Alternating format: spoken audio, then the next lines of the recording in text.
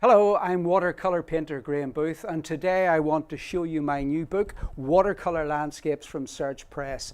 This is part of the Paint Pad Artist series, and it's a really good concept for books. It's got all the information you will need, all the information that I have learned in the last 30 years of painting watercolours, all condensed into 6 different subjects. At the back of the book, we've got pre-printed artist quality watercolour paper ready for you to start straight away. There are 2 books currently in the series, one on watercolour flowers and mine which covers watercolour landscapes. The books are bound so you can lay them out flat, which is really useful when you're painting. It starts off with how to use the book, followed by what you're going to need in terms of equipment, and then it goes through general painting techniques.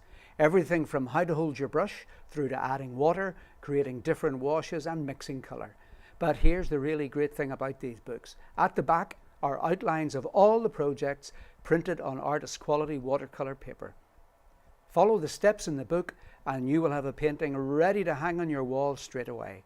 When I started painting, I knew absolutely nothing. I didn't even know how you were supposed to get water into your mixing area. That's how little I knew.